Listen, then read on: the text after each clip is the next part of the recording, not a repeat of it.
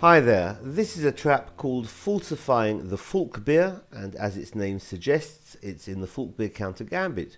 We'll see white unleash an unexpected and uncanny move to achieve a close to winning advantage. After e4, e5, f4 the King's Gambit, and d5 the Falkbeer counter. White takes on d5, and black plays the familiar pawn wedge with e4. d3 attempting to break up that annoying pawn in the center, and knight f6 securing defense of that pawn. After d takes on e4 and knight takes e4, knight f3, black can try bishop c5. This looks good for black, taking advantage of some of the weak black squares in white's position. But here white can play the move preferred by David Bronstein, queen e2, putting pressure on that pinned knight on the e-file.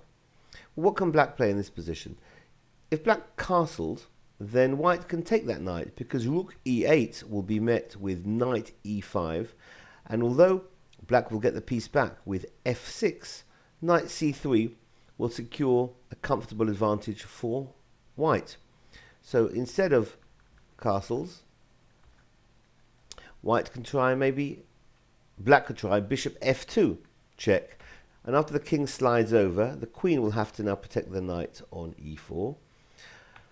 But after knight bd2, more pressure on the knight.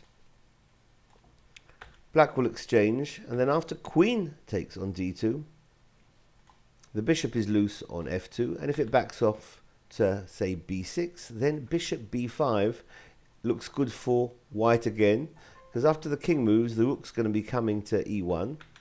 We've got king d8, rook e1, again better for white. So, backing off again, after that move, queen e2, black can try the obvious queen takes on d5.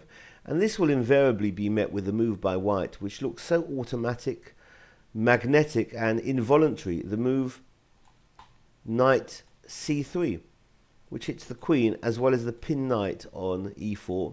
But that is strangely not the best move, because black will counter that with a pin of his own, bishop b4, and white's still doing okay. But a much better move, and close to winning move for white here, is this retreat of the knight, knight f back to d2. The reason being because it puts immediate pressure on the pinned knight on e4, and knight c3 will be coming next move. So after black plays a move like f5,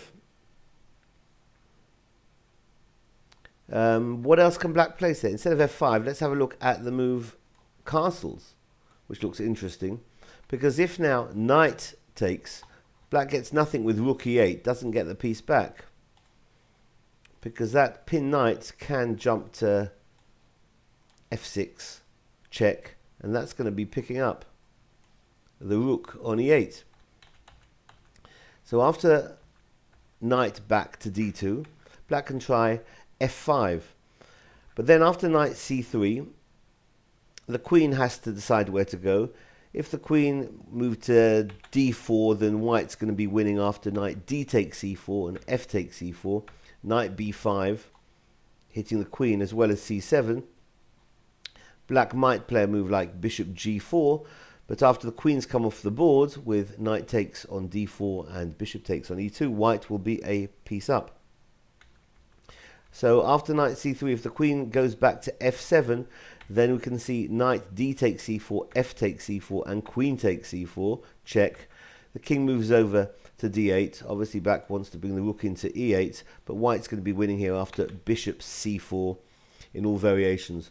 One thing which was particularly attractive was the continuation of, if queen moves over to f6, then white can even play bishop d2, even allow this move rook e8, which will be met by long castles, and white can happily even give up the queen here, because there's so much action going on the d file and so much material to be gained. Otherwise white will be winning comfortably. So this has been the trap called Falsifying the Falkbeer in the Falkbeer counter Gambit. Thank you for watching. Bye bye.